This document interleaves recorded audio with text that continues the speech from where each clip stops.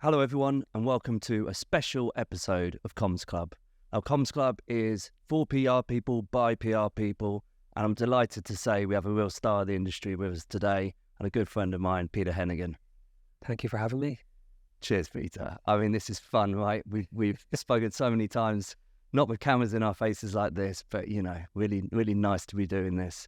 Because the weather's gorgeous outside as well, so I'm sure we'll carry on the conversation outside after this. Yeah, 100%. And I know we've known each other a while, but I'm delighted to be here. That's lovely to hear. And yeah, I mean, we're going to get into your life, your career in a second, but I just wanted to get it on the record. Peter was actually a Man City fan, but from the era of when they were poor. So, Peter, do you want to just give me a bit of a sense of that first? Yeah, I mean, I've supported them since, the 90s, really, the early 90s. And my son, who is 9, has never known them to be anything other than successful. So he's very lucky. But I actually hanker for the golden days when we weren't that good. There was something quite special about that. The Main Road days, the sort of Liam Gallagher days. Yeah. God. Well, I Don't sugarcoat it with me. You don't have to sugarcoat it with me. I was at Main Road once, and these people got out of a cab, and it was actually Noel and Liam Gallagher. And I was blown away because I was a big fan at the time. So at Main Road, my first ever game at Main Road, and I'd seen them in Ireland, but I'd never seen them there. And to see Noel and Liam Gallagher in the flesh was just blew my mind. Well, what can I say? You're a great bloke, but you have an awful football team you support. So we'll just quickly get into it. So, I mean, Peter, you're an ordinary guy from Dublin, but in a way you've just had a remarkable career. You've carved roles at 10 Downing Street, Lad Bible Group, the BBC, Channel 4, music labels, and even for music festivals. So I'm just wondering, what's been the thread that's kind of ran through your career? Is there a kind of undercurrent for those very different roles? Genuinely, I think where I kind of stand out is, for me, great communications is all about empathetic storytelling. And I think I have a pulse on what's actually happening on the street in real life around the UK, and obviously I'm from Ireland originally. So I have this sense of how do you tell a story to an audience effectively, whether that's PR, through media relations, or whether it's through social content. And I think for me, there's something quite special about being able to understand your audience really well. And if you can do that, you're halfway to having a success in the career within communications. And we'll talk about some of those roles as we go through, no doubt, and the learnings for our listeners today. But I think, like everything, let's go back to the beginning. Now, you and I endlessly speak about kind of leadership comms and how it's evolving. We've always had the theory that there's, every great business leader has a genesis, almost like a superhero origin story.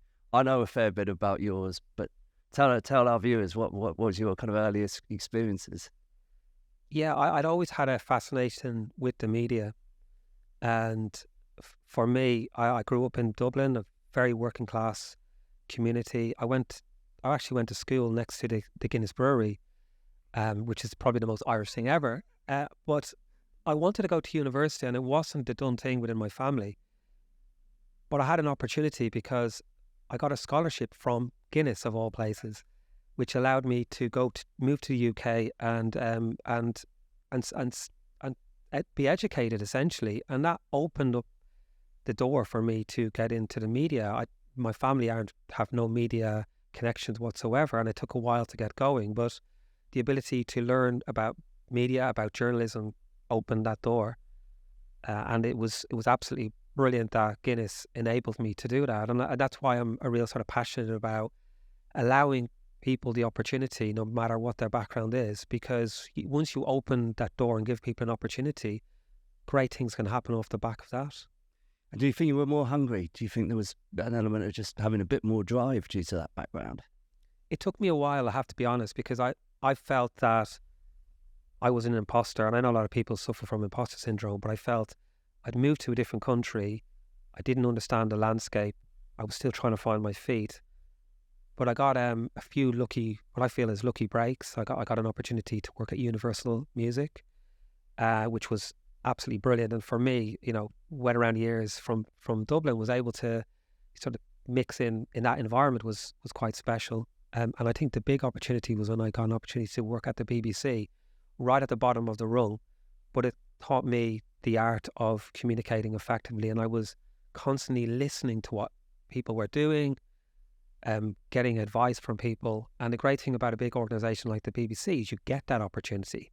You really get to move around. I moved over from the corporate press office to Radio 1 to 6 Music, right through to 5 Live. I was eventually worked in news and current affairs. So I had this huge opportunity to try new things and learn from lots of very clever people.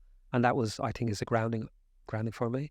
And all on the back of a Guinness Brewery scholarship for kids from a humble background in Ireland. 10 out of 10 for Irishness, by the way, that story. That is a highly Irish story. It's worthy of James Joyce, portrait of the PR as a young man. But, all of those things, I imagine, shaped you and who you are. I mean, were there any kind of even earlier kind of formative experiences that just sort of stick in your head? I remember when I was very young, when I was still in secondary school, I got the opportunity to write actually about Gaelic sports. Gaelic football is a sport I'm passionate about when I was a kid. And I got to write for the very first time in a local newspaper. And for me, that was the best thing ever. And my parents, my dad still has that news article at home. And it did actually make me think, actually, there's a way of communicating to people at scale. And I know scale at that point was probably to a few hundred readers, realistically. But it was a kind of, it set the seed. And it meant that if you could produce great content, somebody was going to pick it up and interact with it. So I think that was probably the start. And I didn't really understand what comms or PR was at the time. I knew what journalism was because it's easier to understand that. And then I allowed myself to learn about communications and actually developed a passion for being able to communicate for an organisation, a music label, a festival label like the Mean Fiddler. They did all the Reading Festival and Leeds festivals. Oh, amazing. Yeah, and it was so good. And we got to work with artists like Beyonce and Eminem. And for me, that was just not part of the script.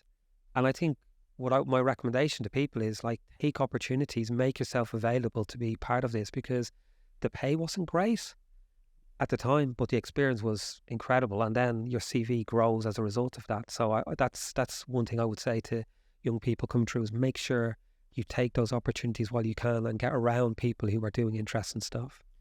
Spooky echo of my early time in career, the first article for a local newspaper. I actually was on work experience at the Cambridge Corn Exchange. They asked me to draw a draft press release. I wrote it. They said, this is really good. They ran it verbatim. I still have the article there. It's for a musical production thing called Stomp. No way. Anyway, it's such a weird, spooky echo. Yeah.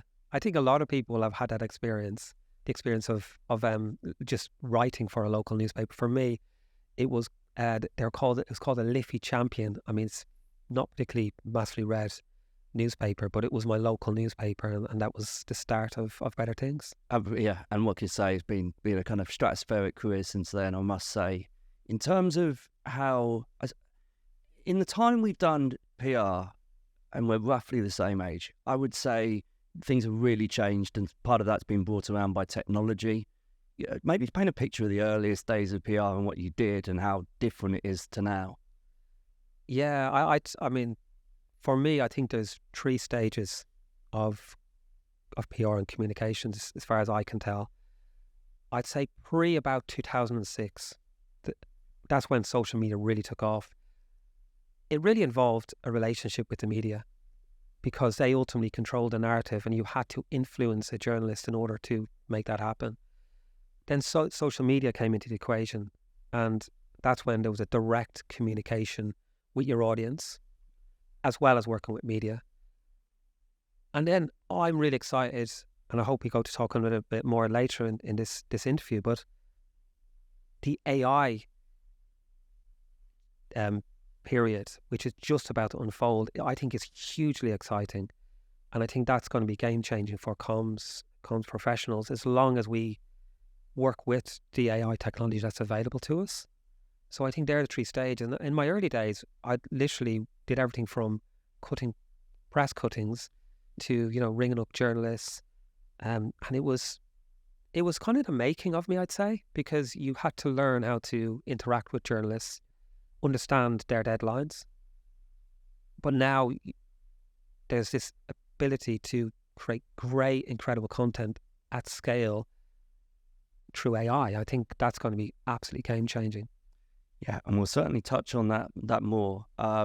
Again, I'm sure you probably have that memory of your earliest days in PR of something making a national newspaper, going down to the newsagent, punching the air like there'd been a goal celebration, and Mr. Patel saying, "What are you doing?" Like, I did that. Then having to explain how PR came about anyway. It's amazing, where we've seen so much change in that time. Doing cuttings, no one thinks you do that stuff anymore, but we did, right? And it was, as I said, it taught me, like, from the bottom up what the skills were that were required to do the job effectively. But I have such fond memories of those periods, and I still, even now, if I'm working on a news related story, picking up a newspaper and actually seeing it in print or seeing it online, I get excited about that, because people don't quite realize, people in the communications industry will understand the amount of time and effort.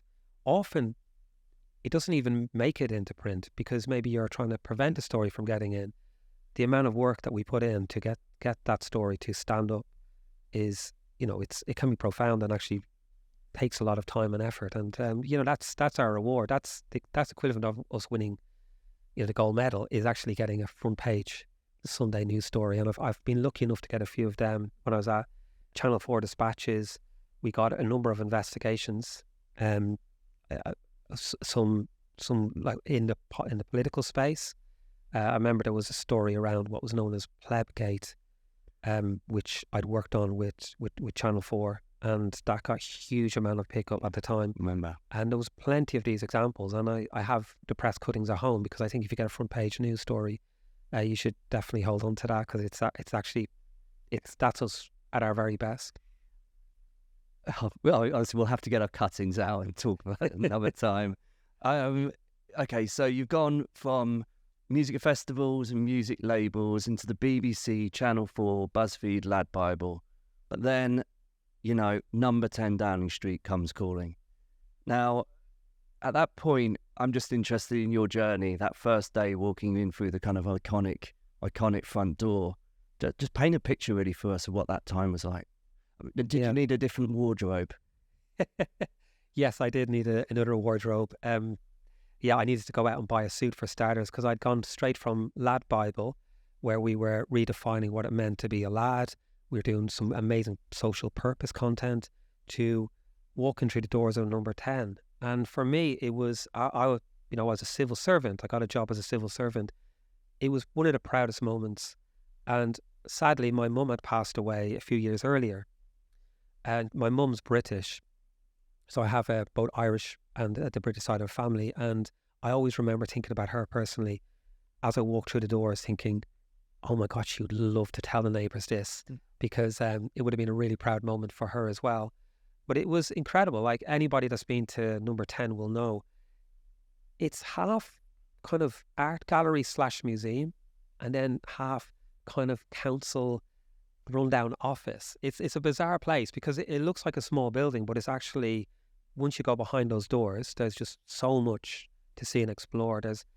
I was blown away by history. So seeing Winston Churchill's seat, which apparently he got had a cigar ashtray or something, Yeah. It's amazing. It's just amazing to see stuff like that. And then meeting Larry the cat, which is such a small thing and people wouldn't care that much about. But I was just fascinated by this, right through to the seriousness of the corridors of power. I've like a really great story to tell you about the Cabinet Office. I was brought on a tour to look around the Cabinet Office, and each Prime Minister is allowed to leave a single book on the bookcase that overlooks the Cabinet as they meet. And I was told a story about Margaret Thatcher. She decided that she was going to get her biography, her autobiography, which had a picture of her on the spine, which meant that she's the only book that has a person on the spine, which means that at every cabinet meeting, you look at Margaret Thatcher's image can see the cabinet, and that was kind of almost her playing with the idea of the cabinet, that she was always going to be there watching over them. And having read a few Margaret Thatcher memoirs. That does not surprise me in the slightest, Peter. But I just want to say how moved I was by you imagining the moment you walked through those doors, your mother, and I want to go on record. She would have been really, really proud of you at that point. It's a nice thing that you did there.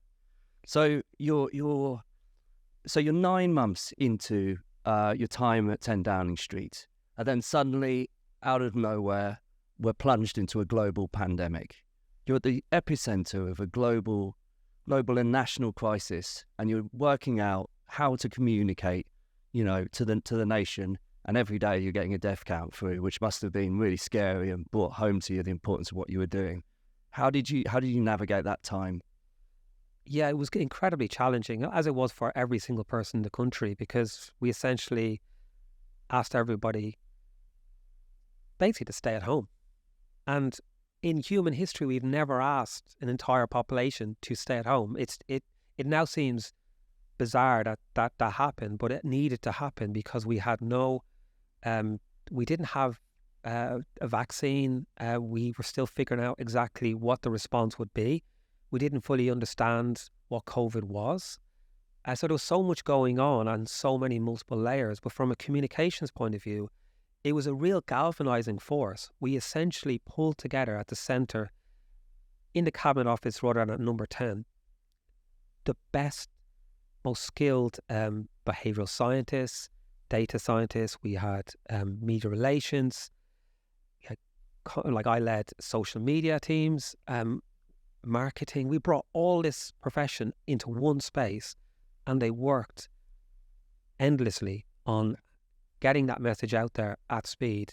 I have to tip my hats to the marketing team who produced TV adverts, which usually would take weeks, if not months, to pull together. They were doing them in like a few days. So there was so much happening, and it was a real whirlwind time for us all there. We pulled together and we got that messaging out. It became much more challenging later on when we went from saving lives with stay at home to starting to reopen up the economy with Stay Alert, and then all these other campaigns. I think there was 27 or more campaigns in total over the course of the duration. But the early days, it was quite a simple message: stay at home and save lives. And then it became a lot harder sell to the public after that. Is there any lessons or any regrets from that time around how that message was distilled down? I wouldn't say there's personally regrets. I'd say there was a lot of learnings. I think the ability to bring a team together that quickly is challenging, and getting those to work as effectively as possible can be quite challenging. My biggest learning from that was we had a small finite window where we could ask for any resource we wanted, and that door closed relatively quickly. And if I could look back and do it all again, I would have asked for more resource, because I was asking my team to work ridiculous amounts of hours because it was in the national interest. I saw it as the equivalent of preparing for a war, but instead of a war on a country, it's a war on a disease that we didn't quite understand. Yeah. And I feel like if we had more resource earlier, and again, I say I wish I'd asked for more resource because I was still figuring out as it was going along. But I look back with great pride at what my team and I achieved. We introduced public questions, which we allowed, instead of it being Laura Kuenssberg and Robert Peston asking the first question at a press conference, it was the public. And my favourite moment was the very first question, which came from a grandmother from Skipton. And she basically asked a question that a journalist would never ask, and it was simply, when do I get to hug my grandkids? And I remember thinking to myself, wow, that's such a powerful question to be asking, because we all can relate to that. I certainly felt that I was missing my family back in Ireland and there was no way of getting home. And I know that there's people all around the country who felt exactly the same. And for a grandmother to ask that question and get a response directly from a minister or the Prime Minister is quite a powerful thing. And I felt we democratised the press conference, which was always the media and the government, and now it was the media, the public, and the government all involved in that. There's a evocative quote about that a million people is a statistic and one person is a human tragedy. It's a very powerful idea. Unfortunately, the person who said it was Joseph Stalin. but as an actual message about how people can only relate to a certain number of people before their brains almost overload with the human drama of it. I just love that analogy. Yeah. And when you were speaking about Churchill as well, I think, you are totally right. It's akin to, the war room. You probably toured over the road as well in Whitehall and all of that. It really was a kind of, I suppose, a time when you must have almost had a siege mentality. Is there any sort of, lessons from that time about the speed at which you had to operate and also the resilience you had to show on a personal level? Yeah, I mean, there's two parts to that. I'd say I always wish the media would cut a bit of slack to the people who were trying to implement this, because this had not happened before. And a lot of hardworking civil servants were trying to pull together and really drive home the messages that we needed to. So I felt there's a lot of hard work put in, and I think that was never really kind of fully respected. Like on a personal level, I had to commute into London, and the trains were very difficult to get in. So I ended up having to stay in London. And I remember staying in a hotel near Marble Arch. I think there was like 700 beds in this hotel. And I remember on the Friday going to the staff after being there a week, and I said, look, I don't see many people here. Like, how many people are actually staying in the hotel? And they said, you're our only guest. And that really kind of hit home the severity of this. So a 700 bed hotel, and I was the only guest. I left on the Friday. They closed the door behind, and they didn't open for God knows how long. So I ended up having to stay in a hotel with the army, which was a fascinating experience, because they were helping with the logistics of COVID, and some of them were working in the comms operation as well. So my experience was working with just really kind of fascinating and interesting people during a really difficult time for everybody in this country. If I ever think that I was kind of, intensely bored or frustrated by lockdown, I want to picture you in the hotel in London that's like akin to The Shining, which almost like you've always stayed here, Peter. I had some other weird stuff. I mean, there was some other weird experience, like walking up Piccadilly, and there was literally nobody around, just no one.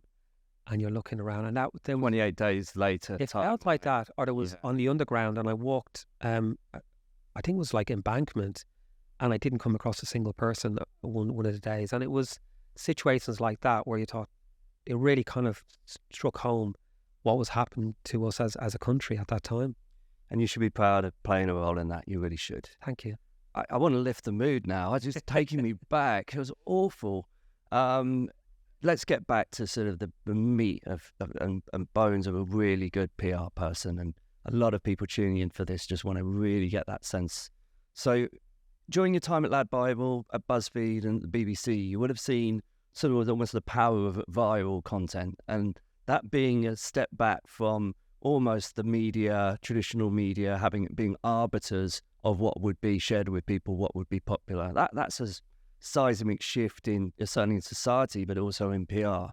How have you navigated that sort of shift yourself?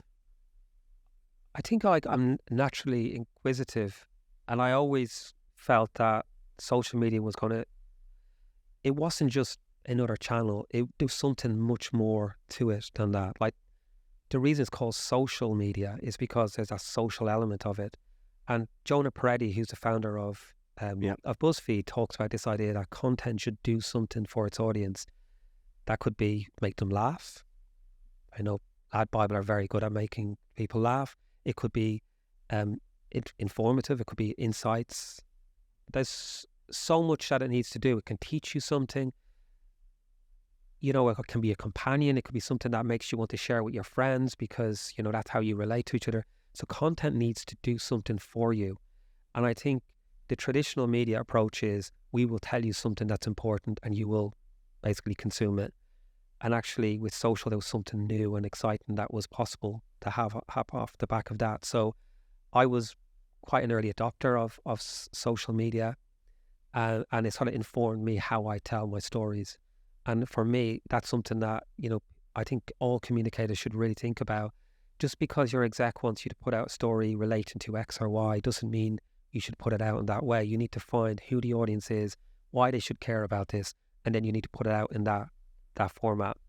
And I think, unfortunately, a lot of times that doesn't happen. And I think it's to the frustration of the communications industry and PRs, because we know that we're not going to get the success we want. So we want to build something bigger. And I think if you can build on a strong narrative with great storytelling and in the right formats, that's when you'll have your most success. I've always railed against going through the motions, just you're actually trying to impact things.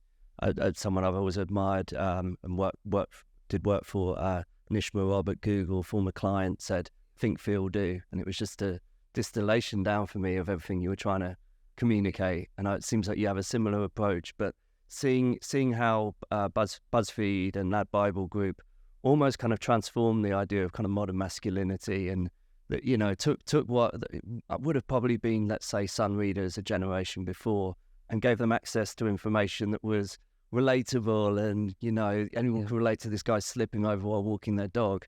That's a paradigm shift I think we're still trying to work out, really. I've a really good example of a story around that.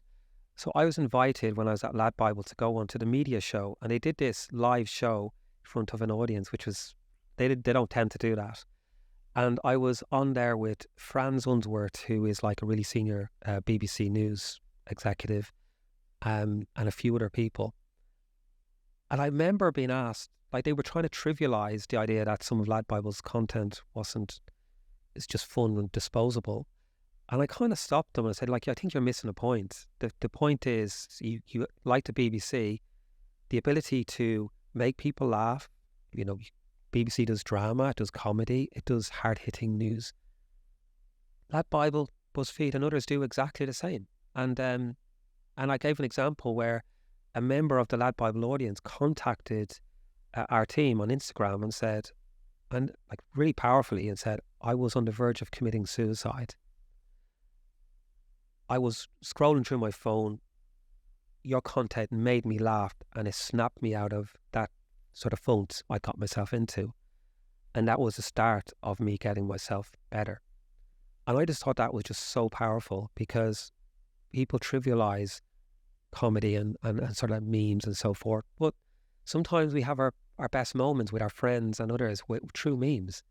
And I think you shouldn't trivialize something just because it's not like the latest hard-hitting investigation. There's a space for all this.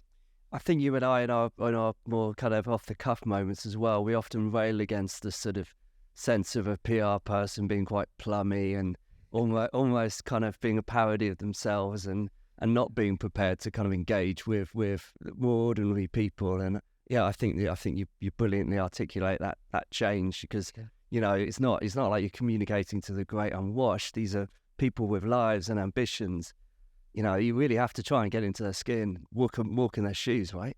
Exactly. And you know, I don't think we should ever look down on audiences. And I think sometimes in the past, the media has definitely done that, where things we'll talk at an audience. And I would say also government to a degree. And I think one of the things I was proud of being part of was this shift towards stop pointing at people and telling them what to do, and start trying to be much more empathetic in your storytelling, because that's when you'll have the best impact.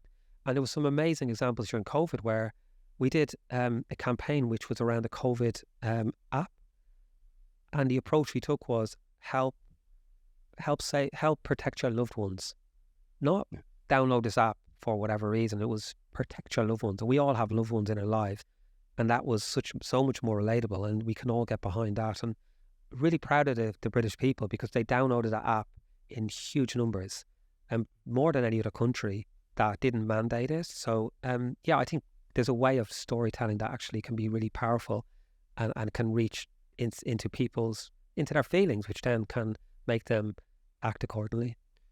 And now we're talking about storytelling. I think it roots back into kind of other conversations around PR. So, I mean, it even in our conversation now, you know, whether you call it an omnishambles, a perma-crisis, there's no doubt we're in a time of enormous societal, political and technological upheaval. A lot of modern business leaders are kind of acknowledging that modern comms is not fit for purpose. And that's why you've launched a new consultancy I'm just interested in your journey to that realization. Yeah, for me, I find that if you can get a leader to communicate with absolute clarity and drive that through your business, to your staff, to your stakeholders, to your investors, to your customers, that's when you're going to have the most impactful work. I think when you're in a time of crisis, one of the worst things that can happen, particularly internally within an organization, is the leaders aren't effective at communicating to the staff. So the staff are working on projects, but they don't fully understand why they're doing it or why it aligns to the overall vision for the business. And I certainly found that in government when you've had so much upheaval. I think we were joking beforehand about, there was a tweet where somebody had said their son had experienced like 2 monarchs, 3 prime ministers and like 6 chancellors or something like that, and they're only 6 months old. It's quite a funny joke, and I thought it was brilliantly put. But actually behind that is a much more serious point, is that there's been so much upheaval, and as a civil servant working in government, trying to adapt to those constant changing is quite difficult. But I think this is much wider than just in government. This is happening at every business, because every business is going through digital disruption right now. So they need leaders who can communicate effectively, and that means in person, and it means through social media and so forth. And I think there's a gap in the market, and that's why I started the Future Communicator to help leaders do that. And I think the other big point is around AI. I think AI is, as I said already, is going to transform industries like we've never seen before. And I think there's a need to drive that within organizations and help leaders and brands figure that one out as well. It was funny, we were at a conference and they printed off your badge and they missed off Communicator, and it just said Peter Heneghan, the future. And I thought it was almost like your sort of Carl Reese sent back in time to protect Sarah Connor in the Terminator. If you do have a message for the future for us, Peter, what is that message? Should we be afraid? I don't think we should be afraid, but I do think we need to sort of wake up and realize the power of AI.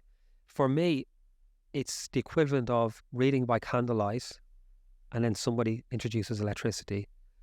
And we're only at the beginning of that process. And for me, I would recommend every business, no matter what that business is, almost creates a ring around their business, which is AI.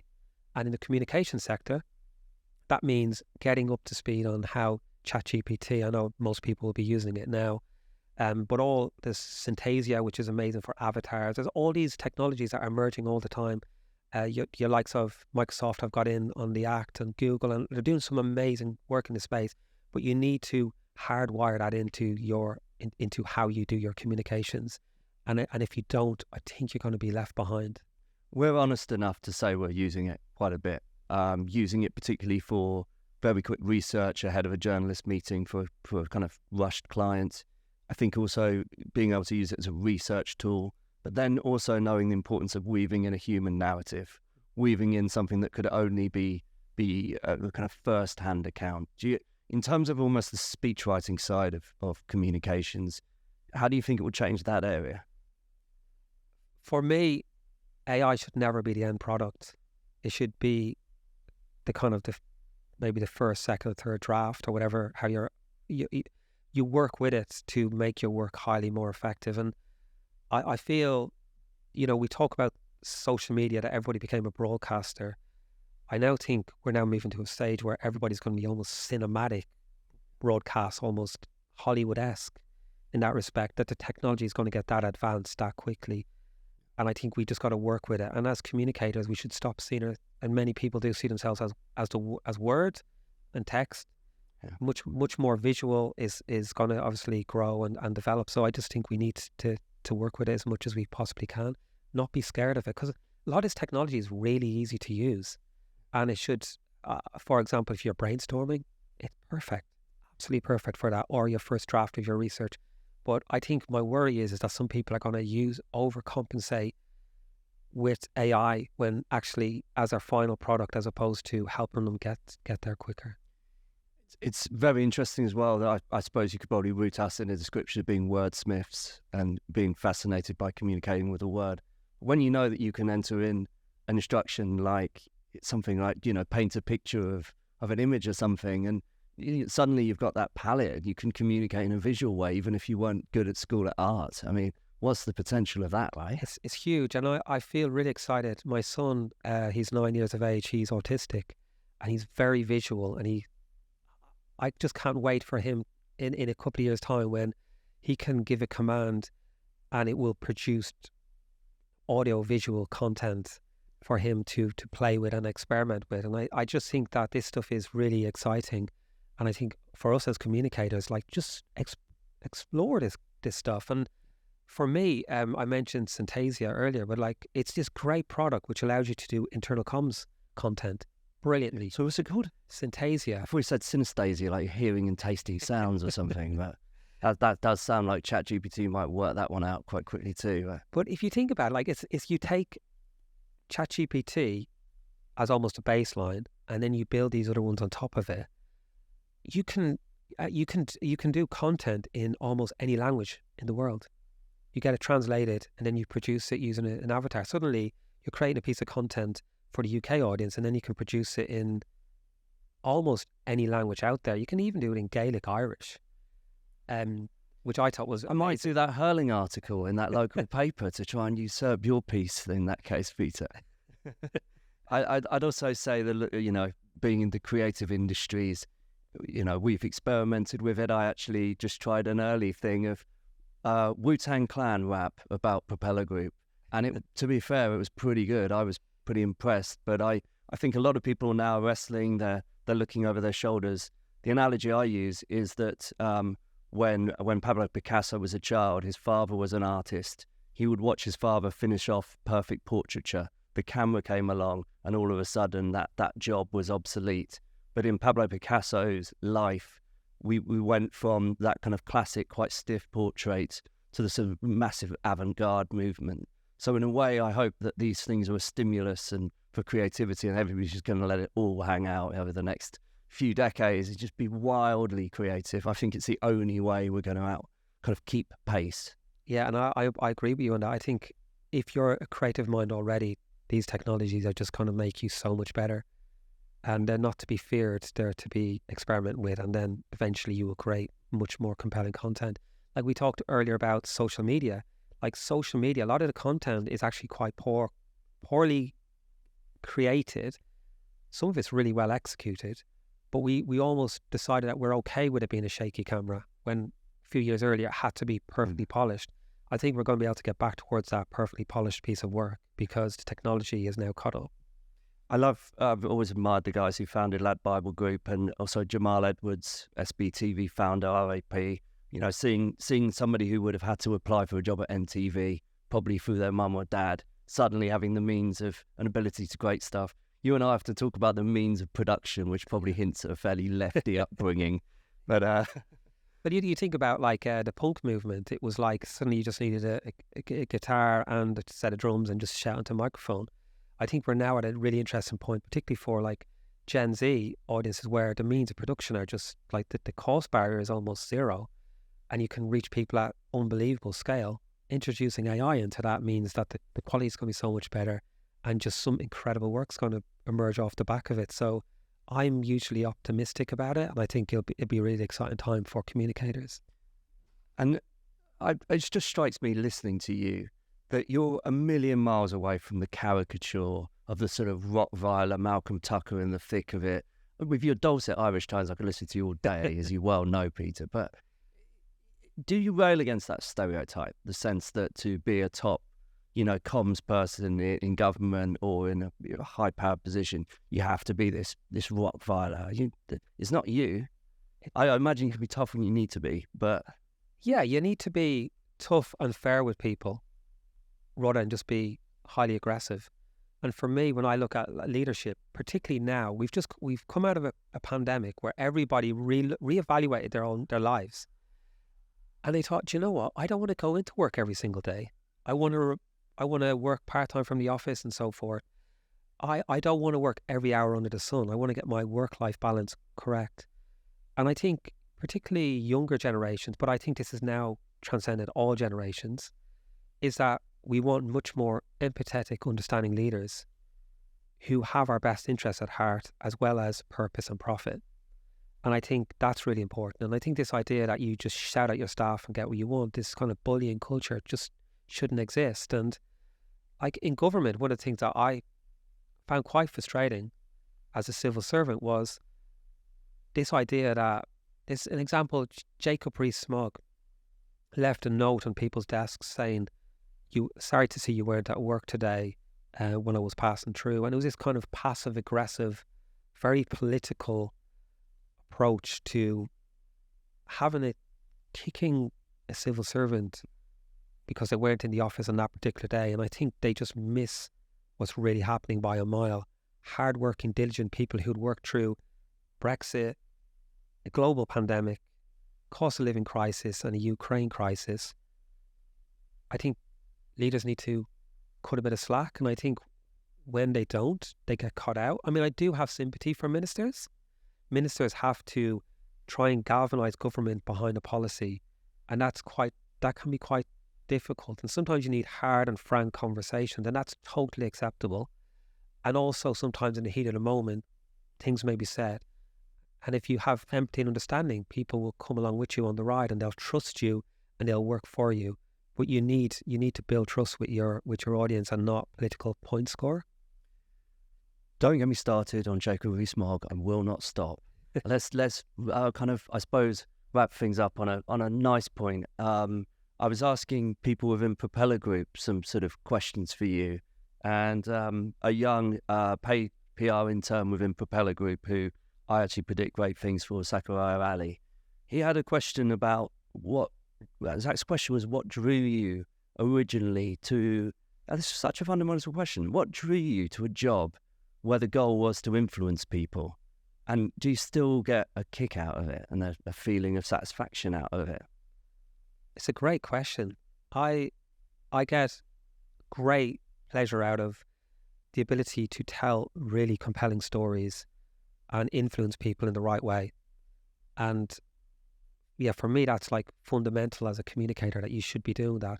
I would also say to anybody starting a career in communication, it's never been a better time to be in communications. As I said, like the power of the likes of AI and other technologies means that as younger people coming into the market, you're native.